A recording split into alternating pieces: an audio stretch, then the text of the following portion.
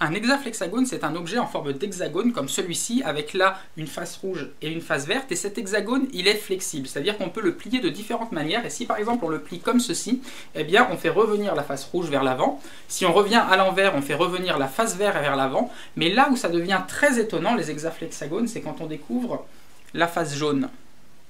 Jaune, rouge, vert, jaune, rouge, vert.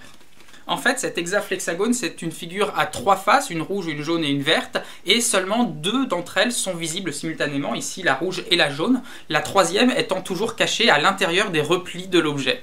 Pour fabriquer cet hexaflexagone, la première chose à faire, c'est de découper une bande de papier composée de 9 petits triangles équilatéraux, comme ceci. Une fois que vous avez cette bande de papier, eh bien vous allez marquer les plis entre les différents triangles équilatéraux de façon à faciliter le montage de l'hexaflexagone qui va suivre. Vous remarquez qu'ici j'ai tracé les délimitations entre les triangles en noir pour que vous puissiez bien les voir, mais c'est absolument pas obligatoire. Sur le vôtre, vous faites comme vous voulez. Une fois que vous avez votre bande de 9 triangles, le pliage s'effectue de la façon suivante. Vous allez partir de l'une des extrémités et vous allez commencer par compter 3 plis. Donc 1 pli, 2 plis, 3 plis. Le troisième pli, vous allez le plier vers l'avant, comme ceci. Puis vous repartez de là où vous êtes et vous comptez à nouveau 3 plis. Donc 1 pli, 2 plis, 3 plis et à nouveau celui-ci, vous le repliez vers l'avant. Une fois que vous avez fait ça, vous voyez que vous avez déjà votre forme d'hexagone. La dernière chose qu'il faut faire, c'est prendre l'extrémité sur laquelle vous êtes arrivé ici et la faire passer derrière l'extrémité dont vous êtes parti pour arriver à ce résultat-là. Une fois que vous avez fait ça, eh bien l'hexaflexagone est dans la bonne position. Maintenant, ce qu'il faut faire, c'est juste prendre un bout de scotch pour le coller ici, pour recoller les deux extrémités entre elles de la façon suivante.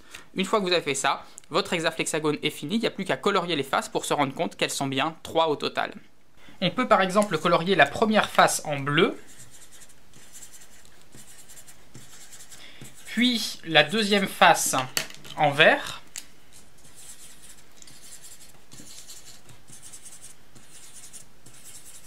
et pour trouver la troisième face, ensuite il faut procéder de la façon suivante. Il va falloir plier notre hexagone de façon à ce que un pli sur 2 soit en creux et un pli sur 2 soit en bosse. Par exemple, si on plie comme ceci en faisant un creux là, puis une bosse là, puis un creux là, puis une bosse, puis un creux, on obtient cette figure-là.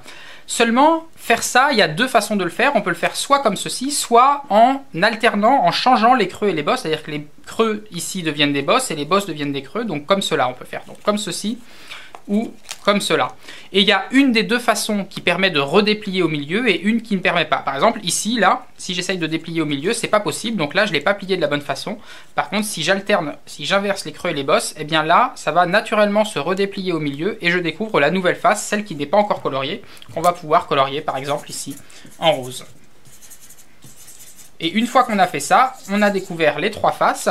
Et en répétant toujours ce même procédé, c'est-à-dire en le pliant de façon à avoir des creux et des bosses. Alors là, ici, j'ai fait le pli qui ne tombe pas dans le bon sens. Mais ici, voilà, on redéplie et on retrouve la face bleue qui se trouve là. Et une fois qu'on a ça, eh bien, on alterne.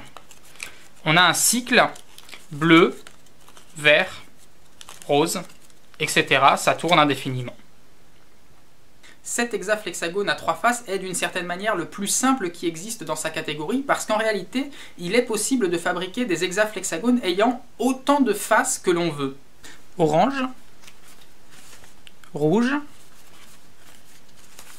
bleu, jaune,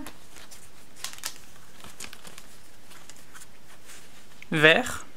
Bref, vous l'aurez compris, les flexagones sont des objets absolument fascinants. On est encore très loin d'avoir fait le tour du sujet.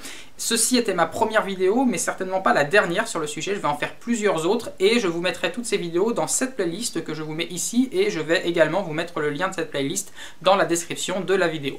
Si cette vidéo vous a plu, partagez-la avec un maximum de gens, parlez-en autour de vous. Pensez aussi à vous abonner à ma chaîne pour ne rien rater de mes nouvelles vidéos. Suivez-moi sur Twitter et sur Facebook. Et d'ailleurs, j'en profite pour vous dire que vous pouvez m'envoyer vos photos de ce que vous réalisez grâce à mes vidéos, vos origamis, vos hexaflexagones que vous allez faire. Partagez-les, moi ça me fait toujours plaisir de voir ce que vous réussissez à faire à partir de mes vidéos. D'ici là, vive les maths et à bientôt.